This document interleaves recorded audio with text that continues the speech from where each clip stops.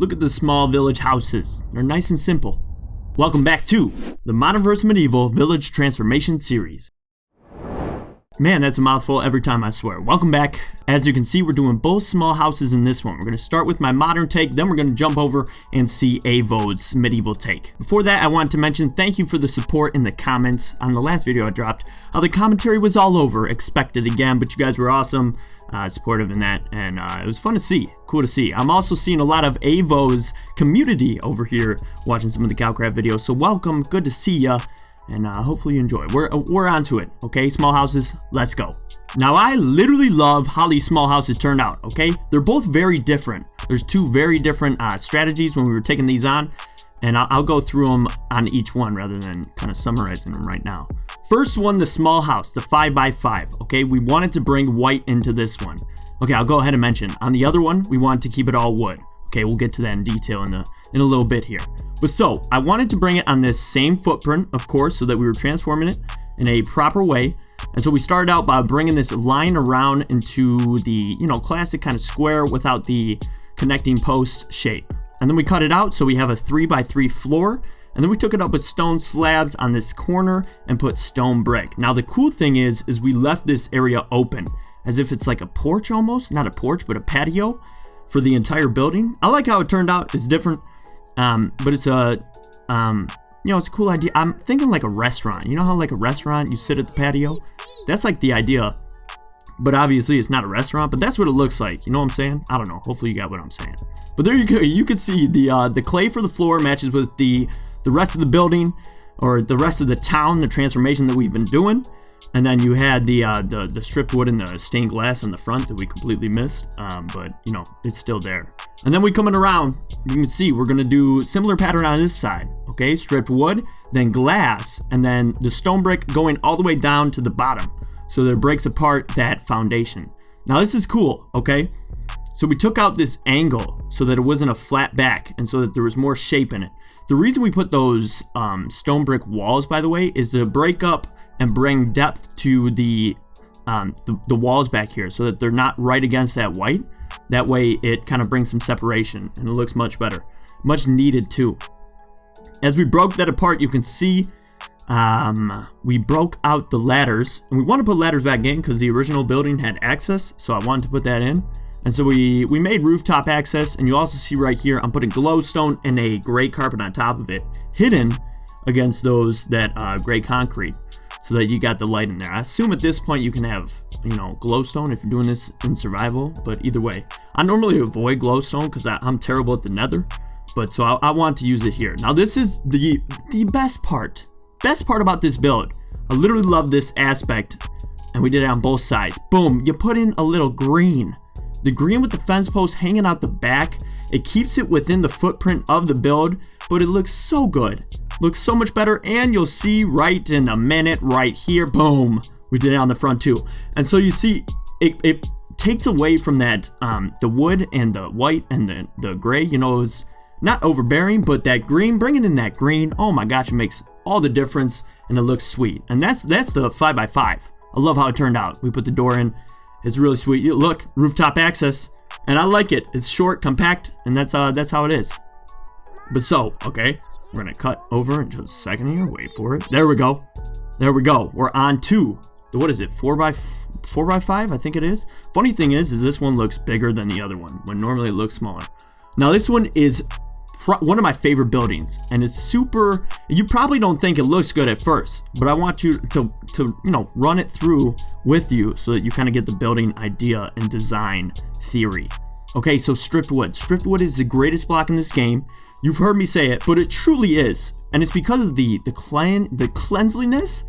Did I want to say that? I'm not sure. But the cleanness of the wood and the lines.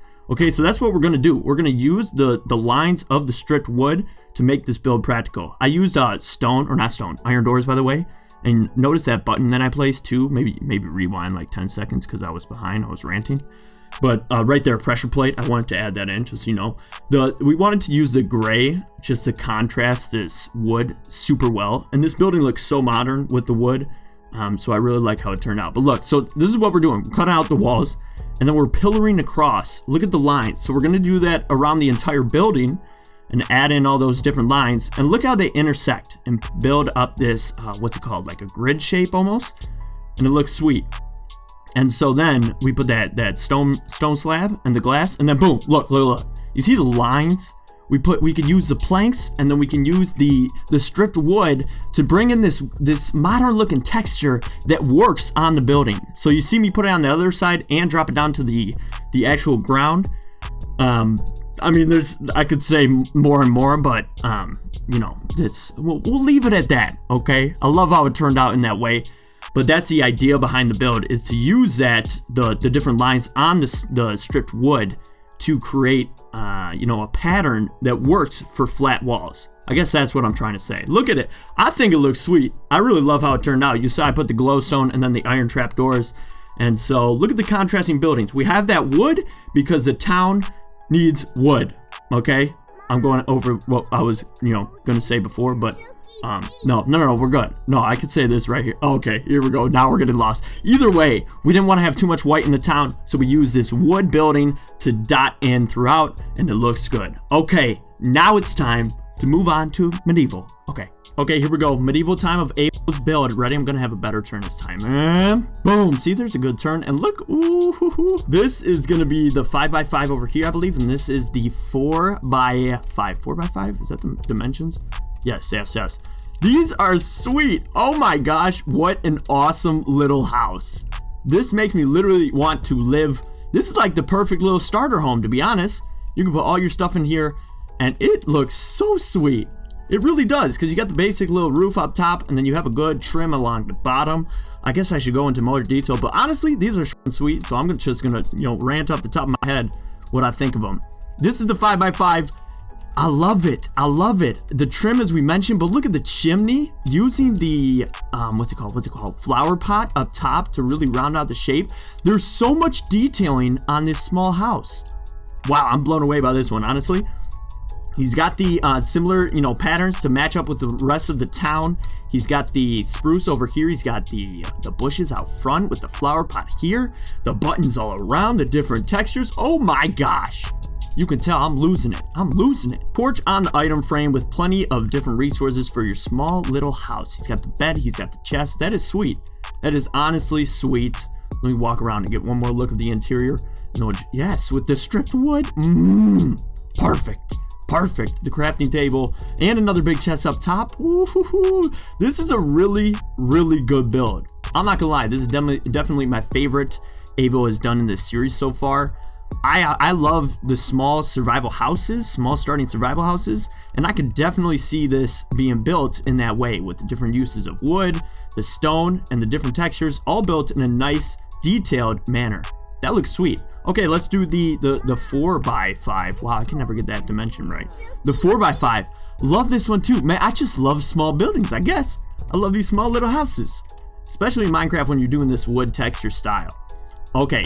Beautiful right here. He's got the trim up and down with the stone brick stairs. I love when you do that to have the little gap. You know, on the KyleKraft channel, we do that plenty. He's got the detailing all throughout with the flower pot on top of the trapdoor right there. The flower in front, door asymmetrical on this side. Again with the chest up top, chest elevated right there, and the bed. These are some of the best small houses I've seen, especially in this medieval texture. With the chimney up top and the holding against with the fence posts. I honestly love how these turned out. And that's really all I gotta say for those. Wow, I'm not only impressed, I mean, I'm not surprised. Obviously, AVO'S been putting in work, but these are some of the best little houses I've seen. I'm not even gonna lie to you. That's sweet. That is sweet. I'm pumped. He has the town coming together. AVO, awesome work on these two. Hopefully the rest of you liked them as well. There's not much else to say, I guess. I'm not going to ramble on the end of this one. Go check out AVO'S video of him building these two perfect little small houses in medieval style, and I'll see you in the next one. Okay, all right, bye.